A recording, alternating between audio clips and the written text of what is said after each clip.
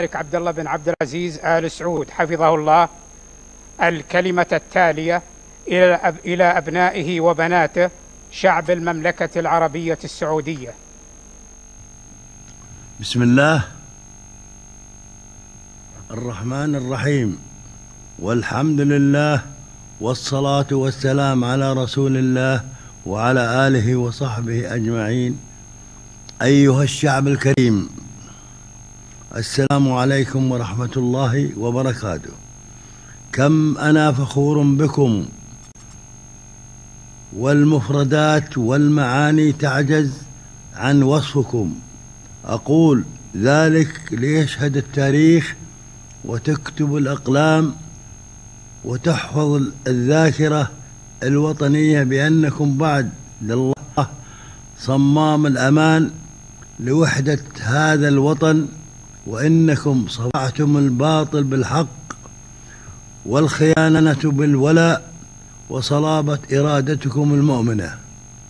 أيها الشعب الكريم، اسمحوا لي أن أخاطب العلماء في هيئة كبار العلماء أو خارجها الذين وقفوا ديانة للرب عز وجل وجعلوا كلمة الله هي العليا في مواجهة صوت الفرقة ودعاة الفتنة.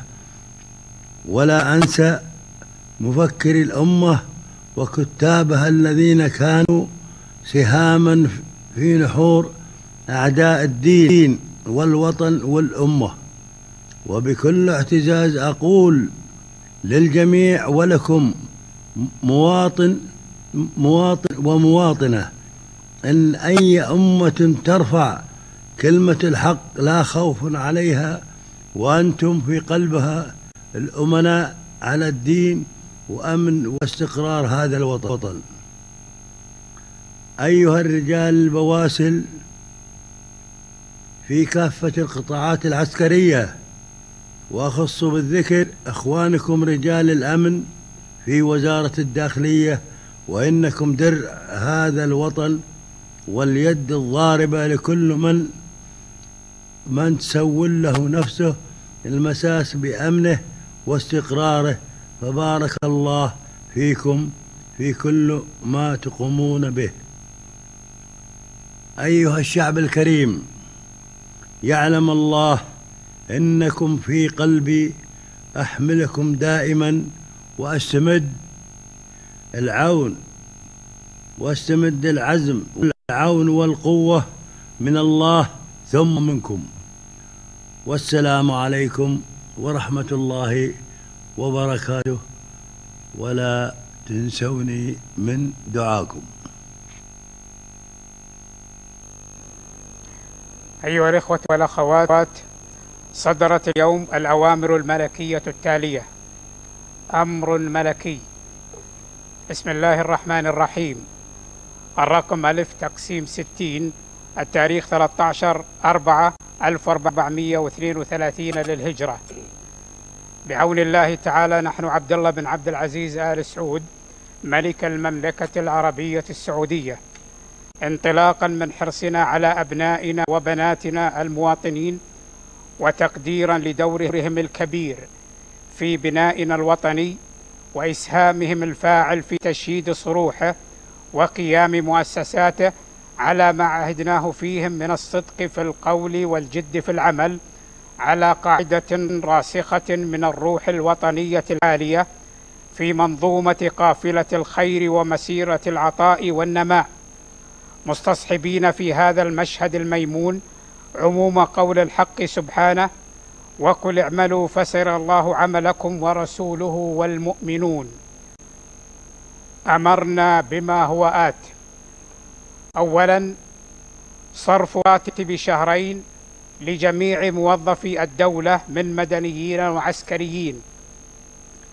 ثانيا، صرف مكافأة شهرين لجميع طلاب وطالبات التعليم العالي الحكومي. ثالثا، يبلغ أمرنا هذا للجهات المختصة لاعتماده وتنفيذه. الإمضاء عبد الله بن عبد العزيز. أمر ملكي. رقم ألف تقسيم 61 التاريخ 13/4/1432 للهجرة. بعون الله تعالى نحن عبد الله بن عبد العزيز آل سعود ملك المملكة العربية السعودية، رغبة منا في إيجاد حل لمشكلة البطالة التي يعاني منها بعض أبنائنا وبناتنا، وبعد الاطلاع على الأمر الملكي رقم ألف تقسيم 30 وتاريخ 20/3/1432 للهجرة، القاضي بأن تقوم وزارة العمل بإعداد دراسة متكاملة لتفعيل برنامجي التأمين التعاوني للمواطنين العاطلين عن العمل ودعم الباحثين عن العمل. أمرنا بما هو آت: أولا، اعتماد صرف مخصص مالي قدره 1000 ريال شهريا للباحثين عن العمل في القطاعين العام والخاص، ولإعطاء الفرصة لوزارة العمل لتقوم بتلقي طلبات الباحثين عن العمل وحصرها والتأكد من صحة بياناتها ومطابقتها لضوابط استحقاقها، واتخاذ القرارات التنفيذية اللازمة لها بالتنسيق مع الجهات ذات العلاقة، فيكون الصرف اعتبارا من 1/1/1433 للهجرة. ثانيا، على وزارة العمل بالإسراع باستكمال استقبال وتسجيل الطلبات وتهيئة كافة السبل للباحثين عن العمل في كافة مناطق المملكة والإعلان عن ذلك، ولن يقبل في هذا أي تسويف أو تأخير. ثالثا، تقوم وزارة العمل بشكل عاجل باستكمال ما قضى به أمرنا رقم ألف تقسيم 30 وتاريخ 20/3/1432 للهجرة، وإعداد الضوابط المتعلقة بذلك والرفع لنا بتقرير شهري عن كافة ما ذكر. رابعا، يبلغ أمرنا هذا للجهات المختصة لاعتماده وتنفيذه. الإمضاء عبد الله بن عبد العزيز. بسم الله الرحمن الرحيم. أمر ملكي الرقم ألف تقسيم 62 التاريخ 13/4/1432 من الهجرة. بعون الله تعالى نحن عبد الله بن عبد العزيز آل سعود ملك المملكة العربية السعودية، بعد الاطلاع على نظام خدمة الأفراد الصادر بالمرسوم الملكي رقم م تقسيم 9 بتاريخ 24/3/1397 من الهجرة، وبعد الاطلاع على نظام الخدمة المدنية الصادر بالمرسوم الملكي رقم م تقسيم 49 بتاريخ 10/7/1397 من الهجرة وتعديلاته، وبعد الاطلاع على الأمر الملكي رقم ألف تقسيم 23 بتاريخ 20/3/1432 من الهجرة، القاضي بأن تقوم اللجنة الدائمة بالمجلس الاقتصادي بوضع الترتيبات اللازمة على تثبيت بدل غلاء المعيشة ومقداره 15% ضمن الراتب الأساسي.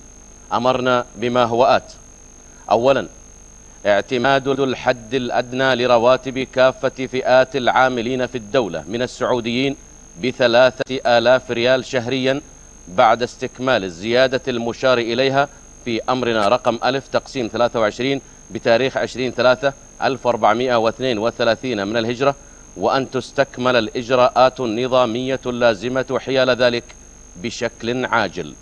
ثانيا، يبلغ أمرنا هذا للجهات المختصة لاعتماده وتنفيذه. الإمضاء عبد الله بن عبد العزيز. أمر ملكي الرقم ألف تقسيم 63 التاريخ 13/4/1432 للهجرة.